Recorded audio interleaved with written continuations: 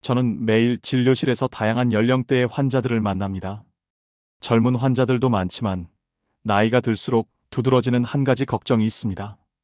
바로 기억력과 집중력의 저하, 그리고 치매에 대한 불안감입니다. 사람들은 종종 치매를 갑자기 찾아오는 병이라고 생각합니다. 하지만 저는 환자들에게 이렇게 말합니다. 치매는 하루아침에 생기는 병이 아닙니다.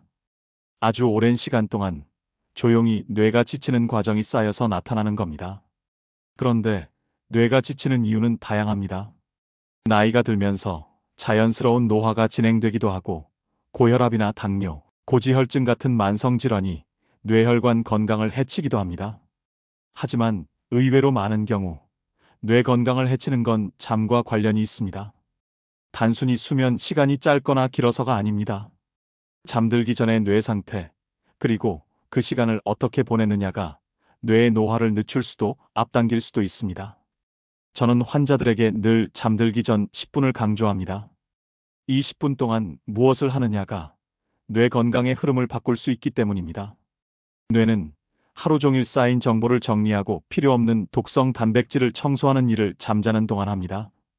특히 알츠하이머병과 관련이 깊은 아밀로이드 베타라는 단백질도 이때 제거됩니다.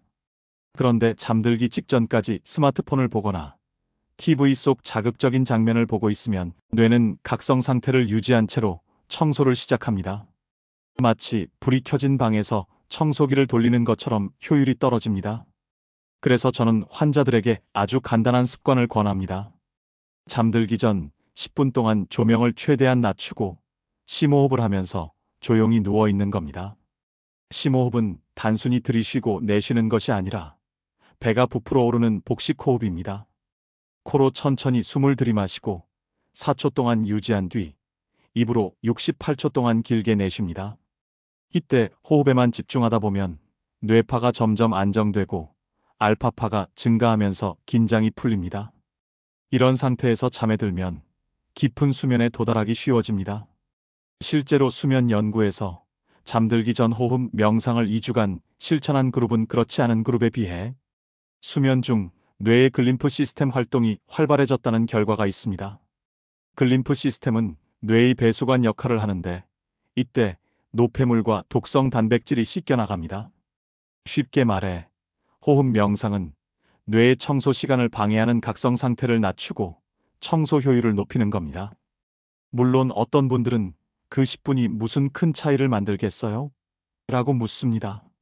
저는 그럴 때 치과에서 매일 양치질하는 이유를 묻습니다. 하루만 안 해도 큰일 나는 건 아니지만 매일 쌓이면 치아 건강의 차이가 확연해지듯 뇌도 마찬가지입니다. 하루 10분의 뇌 휴식이 몇 년, 몇십 년 뒤 뇌의 상태를 결정합니다. 이 습관을 시작하는 건 어렵지 않습니다. 오늘 밤 잠들기 전에 불을 낮추고 스마트폰을 멀리 두고 조용히 호흡에 집중해 보세요. 처음에는 답답하게 느껴질 수 있지만 3일, 5일이 지나면 몸이 그 시간을 기다리게 됩니다. 마치 하루를 마무리하는 작은 의식처럼 뇌가 이제 청소할 시간이라고 신호를 보내는 겁니다. 잠들기 전 10분의 힘을 경험한 환자들은 한결같이 말합니다. 자고 일어나면 머리가 맑아진 것 같아요. 그리고 그 변화는 단지 기분 좋은 아침을 넘어 뇌 속에서 일어나는 생물학적 변화입니다. 내일은 이 시간을 더 깊게 활용하는 방법과 뇌 청소를 돕는 또 다른 생활 습관을 알려드리겠습니다. 잠들기 전 10분의 호흡법을 시작한 분들이 가장 많이 하는 질문이 있습니다. 이 시간에 무엇을 하면 더 좋을까요?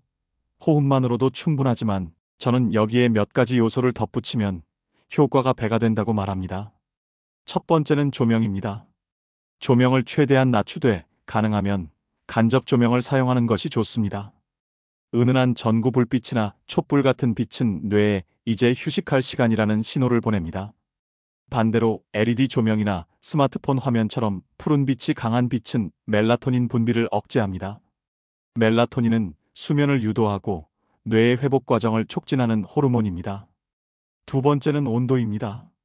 뇌는 체온이 약간 떨어질 때 깊은 잠에 들어가기 쉽습니다. 방 온도를 조금 낮추거나 미지근한 물로 샤워를 하고 침대에 눕는 것이 좋습니다. 실제로 가벼운 샤워 후 체온이 떨어지는 30분 안에 잠들면 수면 중 뇌파가 안정되고 깊은 수면 비율이 늘어난다는 연구가 있습니다. 세 번째는 소리입니다. 완전한 정적을 선호하는 분들도 있지만 일부는 백색 소음이나 잔잔한 자연의 소리를 들을 때 더 쉽게 뇌가 이완됩니다. 저는 파도 소리, 빗소리, 바람 소리 같은 리듬이 일정한 소리를 추천합니다. 이런 소리는 뇌의 알파파를 증가시키고 잡생각이 줄어드는데 도움을 줍니다. 이와 반대로 잠들기 전 절대 피해야 할 습관도 있습니다. 가장 큰 적은 스마트폰입니다. 단순히 빛이 강해서만이 아니라 화면 속 정보와 이미지가 뇌를 자극해 각성 상태를 유지하게 만듭니다. 특히 뉴스를 보거나 빠르게 전환되는 영상 콘텐츠를 보면 뇌의 전두엽이 계속해서 판단과 분석을 하게 되어 쉽게 잠들 수 없습니다. 또 하나는 늦은 시간의 과식입니다. 소화 활동이 활발해지면 뇌가 휴식 모드에 들어가기 어렵습니다. 저는 늦어도 잠들기 3시간 전에는 식사를 마치라고 권합니다. 잠들기 전 루틴을 꾸준히 지키면 그 효과는 단순히 숙면을 넘어서 뇌 건강으로 이어집니다. 수면 중 뇌에서 아밀로이드 베타와 타우, 단백질 같은 독성 단백질이 제거되는 속도가 빨라지고 뇌혈관의 탄력성이 회복됩니다. 이 과정은 나이가 들수록 더 중요합니다. 나이가 젊을 때는 뇌가 비교적 잘 회복되지만 50대 이후부터는 회복력이 떨어지기 때문에 수면 전 뇌 환경을 어떻게 준비하느냐가 노화를 늦추는 관건이 됩니다. 저는 환자들에게 루틴을 시작할 때 너무 완벽하게 하려고 하지 말라고 합니다. 조명, 호흡, 소리, 온도, 식사 시간 한꺼번에 다 바꾸면 3일도 못 가서 포기하게 됩니다. 차라리 호흡법부터 시작하고 일주일 뒤에는 조명을 낮추고 그 다음 주에는 백색 소음을 더하는 식으로 점진적으로 변화시키는 것이 좋습니다. 이렇게 하면 몸이 변화를 거부하지 않고 서서히 적응합니다. 제 환자 중 한 분은 처음엔 호흡법만 하다가 2달이 지나자 침실 조명과 온도까지 조절하게 됐습니다. 그리고 3개월 후 검사에서 이전보다 수면 효율이 높아지고 아침 혈압이 안정된 결과가 나왔습니다.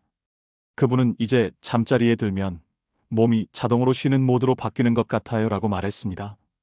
이건 단순한 기분이 아니라 실제로 뇌파 패턴이 변화한 결과입니다. 다음 편에서는 이 루틴을 실천한 사람들의 뇌에서 어떤 변화가 일어났는지, 그리고 이 습관이 기억력, 집중력 개선에 어떻게 연결되는지를 구체적인 사례와 함께 말씀드리겠습니다. 저는 이 루틴의 효과를 수없이 확인했습니다. 몇 년 전 60대 초반의 여성 환자가 있었습니다. 그녀는 최근 들어 이름이 잘 떠오르지 않고 주방에 가서도 왜 갔는지 잊어버리는 일이 잦아졌다고 했습니다. 검진 결과 치매로 진단할 단계는 아니었지만 경도인지 장애가 의심되는 상태였습니다. 저는 약물 치료 대신 생활습관 개선부터 시작하자고 제안했습니다. 그중 핵심은 잠들기 전 10분의 호흡과 조명 조절, 백색 소음 활용이었습니다. 처음 한 달은 크게 변화를 느끼지 못했습니다. 하지만 2달째부터는 아침에 일어났을 때 머리가 맑아지고 낮 동안 피곤함이 줄어들었다고 했습니다. 3개월이 되었을 때 단어 회상 검사에서 점수가 개선되었고 뇌 MRI에서도 해마의 부피가 유지되고 있는 것을 확인할 수 있었습니다. 해마는 기억을 저장하고 회상하는 데 중요한 뇌 부위로 나이가 들면 가장 먼저 위축되기 시작합니다. 이 결과는 단순한 기분 변화가 아니라 실제로 뇌의 구조적 변화를 늦추고 있음을 보여줬습니다. 또 다른 환자는 50대 후반의 남성이었습니다. 그는 사업 스트레스로 인해 밤마다 스마트폰을 보다가 새벽에 잠드는 생활을 10년 가까이 해왔습니다. 검사 결과 수면 효율은 65%에 불과했고 렘 수면 비율이 정상보다 낮았습니다. 저는 스마트폰 사용을 줄이고 잠들기 전 호흡과 조명 조절을 결합한 루틴을 권했습니다. 6주 후 그의 수면 효율은 78%로 향상되었고 렘 수면 비율도 정상 범위에 가까워졌습니다. 그는 아침에 일어나도 머리가 무겁지 않고 회의 때 집중이 잘 된다고 말했습니다. 이는 수면의 질이 좋아지면서 뇌의 회복과 정보 처리 능력이 향상된 결과였습니다. 잠들기 전 뇌를 휴식 모드로 만드는 이 루틴은 단순히 치매 예방에만 효과가 있는 것이 아닙니다. 고혈압, 당뇨, 심장질환 같은 만성질환을 가진 분들에게도 뇌혈관 건강을 지키는 데 큰 도움을 줍니다. 수면 전 안정된 뇌 상태는 밤사이 혈압 변동을 줄이고 뇌혈관의 탄력을 회복시키는 데 유리합니다. 실제로 일부 환자들은 이 습관을 시작한 뒤 아침 혈압이 이전보다 안정되었다는 변화를 경험했습니다. 이 루틴을 유지하려면 처음부터 완벽을 목표로 하지 않는 것이 중요합니다. 어떤 날은 늦게 귀가하거나 피곤해서 호흡에 집중하기 어려울 수도 있습니다. 그럴 땐 10분을 5분으로 줄이거나 호흡 대신 조명만 낮추는 것부터라도 하세요. 중요한 건 매일 시도하는 겁니다. 습관은 완벽함이 아니라 지속성에서 힘을 발휘합니다. 저는 환자들에게 이렇게 말합니다.